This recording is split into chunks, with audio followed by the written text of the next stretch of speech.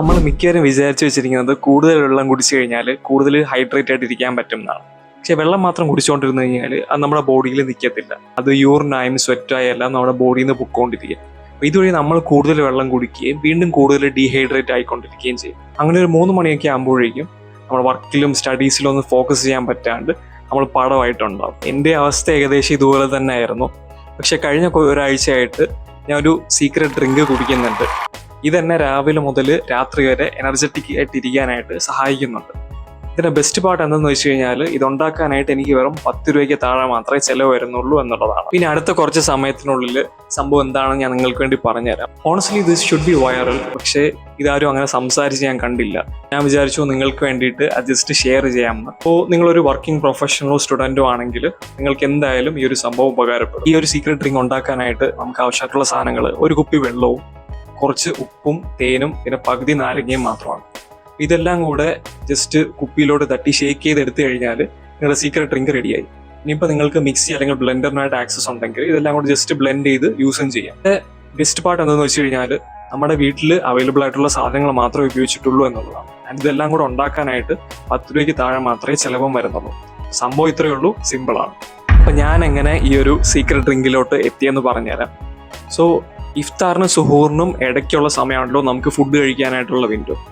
ഇത് ഏകദേശം 12 മണിക്കൂർ വരുമെങ്കിലും നമ്മുടെ ഉറക്കവും ബാക്കിയുള്ള പരിപാടികളെല്ലാം കഴിഞ്ഞ് കഷ്ടിച്ച് 6 മണിക്കൂർ ഉണ്ടാവത്തുള്ളൂ. ഈ 6 മണിക്കൂറിനുള്ളിൽ നമ്മുടെ വാട്ടർ ഗോൾസ് കംപ്ലീറ്റ് ചെയ്യാൻ വേണം. അതായത് ഏകദേശം 6 മണിക്കൂറിനുള്ളിൽ 3 ലിറ്റർ വെള്ളം നമുക്ക് കുടിക്കാനായിട്ട് പറ്റണം.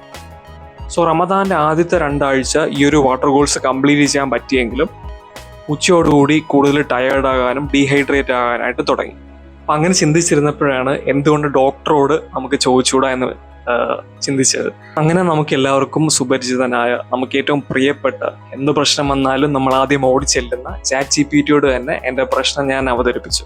അപ്പോൾ പുള്ളിയാണ് എനിക്ക് പറഞ്ഞു തന്നത്, നീ കൂടുതൽ വെള്ളം കുടിക്കും തോറും നിന്റെ ബോഡി കൂടുതൽ വെള്ളം പുറന്തള്ളുകയും ആ പോകുന്ന വഴിക്ക് നിന്റെ ബോഡിയിലുള്ള ഇലക്ട്രോലൈറ്റ്സിനെയും കൂടെ എടുത്തുകൊണ്ട് പോകും എന്നുള്ളത്. അപ്പോൾ എനിക്ക് മനസ്സിലായി ഈ ഇലക്ട്രോലൈറ്റ്സിനെ പിടിച്ചു നിർത്തി കഴിഞ്ഞാൽ മാത്രമേ എനിക്കൊരു സൊല്യൂഷൻ കിട്ടത്തുള്ളൂ എന്ന് എനിക്ക് മനസ്സിലായി. അങ്ങനെ ChatGPTയോട് തന്നെ വീണ്ടും ചോദിച്ചു ഇലക്ട്രോലൈറ്റ്സിനെ എങ്ങനെ പിടിച്ചിർത്താം എന്നുള്ള സംഭവം ചോദിച്ചു. അങ്ങനെ ChatGPT പറഞ്ഞെന്ന ഉത്തരവാണ് ഞാൻ ഇന്ന് നിങ്ങൾക്ക് ഈ വീഡിയോ ആയിട്ട് അവതരിപ്പിക്കുന്നത്. ഒരുപാട് ബ്രാൻഡഡ് ആയിട്ടുള്ള ഇലക്ട്രോലൈറ്റ്സ് ഇന്ന് മാർക്കറ്റിൽ അവൈലബിൾ ആയിട്ടുണ്ട്. പക്ഷെ എല്ലാത്തിനും അതിൻ്റേതായിട്ടുള്ള വിലയും ഉണ്ട്. അപ്പോൾ എനിക്ക് മനസ്സിലായി ഇലക്ട്രോലൈറ്റ്സ് ബോഡിയിൽ അത്യാവശ്യമാണെന്ന് മനസ്സിലായി. പക്ഷെ എന്താണ് ഇലക്ട്രോലൈറ്റ്സ്? പിന്നെ ഒന്നും നോക്കിയില്ല, നേരെ ChatGPTയോട് ചോദിച്ചു. അത് പറഞ്ഞെന്ന് ഉത്തരം കണ്ട് ഞാൻ എൻ്റെ പഴയ കെമിസ്ട്രി ടീച്ചർ പഠിപ്പിച്ച പീരിയോഡിക് ടേബിളിൻ്റെ ക്ലാസ്സിലോട്ട് മടങ്ങിപ്പോയി. അതാ കിടക്കുന്നു കാൽഷ്യവും മെഗ്നീഷ്യവും പൊട്ടാസ്യവും എല്ലാം. ഈ എലമെന്റ്സിന്റെ എല്ലാം പൊസിഷൻ പീരിയോഡിക് ടേബിൾ എവിടെയാണെന്ന് ചോദിച്ചു കഴിഞ്ഞാൽ ഞാൻ മാനം നോക്കിയിരിക്കത്തേ ഉള്ളൂ. പക്ഷേ ഇതെല്ലാം ഇലക്ട്രോലൈറ്റ്സിൽ ഉള്ളതാണെന്ന് എനിക്ക് മനസ്സിലായി. അപ്പോൾ അങ്ങനെ ഈ എലമെന്റ്സ് അടങ്ങിയിട്ടുള്ള നമുക്ക് ഏറ്റവും ഈസി ആയിട്ട് അവൈലബിൾ ആയിട്ടുള്ള ഭക്ഷണ സാധനങ്ങൾ ഏതാണെന്ന് ഞാൻ തിരയാനായിട്ട് തുടങ്ങി. അങ്ങനെ ഞാൻ ചെന്നെത്തി നിന്നതാണ് നമ്മുടെ ഉപ്പും ലെമണിലും. ഇനി കുറച്ച് ബയോളജി ക്ലാസ് ആണ് വരാനായിട്ട് പോകുന്നത്. ഇനി ഏതെങ്കിലും കമ്പ്യൂട്ടർ സയൻസ് സ്റ്റുഡൻസ് ഇത് കാണുന്നുണ്ടെങ്കിൽ പേടിക്കണ്ട, നിങ്ങൾക്കും ഏറ്റവും ഈസി ആയിട്ട് മനസ്സിലാക്കുന്ന രീതിയിൽ ഞാൻ പറഞ്ഞു തരാം. സോ റമദാൻ സമയത്ത് നമ്മൾ വെള്ളം കുടിക്കുന്ന സമയത്ത് നമ്മുടെ ബോഡി സെൽസിൻ്റെ ഉള്ളിലോട്ട് ഈ വെള്ളം പോകുന്നില്ല. ഇനിയിപ്പോൾ നിങ്ങൾ കുറച്ച് ഉപ്പ് ആഡ് ചെയ്യുകയാണെങ്കിൽ ഉപ്പിൻ്റെ അകത്തുള്ള സോഡിയം നിങ്ങളുടെ ബോഡി സെൽസിലോട്ട് കൂടുതൽ വെള്ളത്തെ കയറ്റാനായിട്ട് സഹായിക്കും. അതായത് അത് അവിടെ ഒരു ഓസ്മോട്ടിക് ഗ്രേഡിയന്റ് ക്രിയേറ്റ് ചെയ്യുന്നുണ്ട്. പേടിക്കണ്ട, മനസ്സിലാക്കി തരാം. അതായത് നമ്മളെല്ലാവർക്കും ബനാന ചിപ്സ് ഇഷ്ടമല്ലേ? ഈ ബനാന ചിപ്സിൻ്റെ അകത്ത് ഉപ്പുണ്ട്.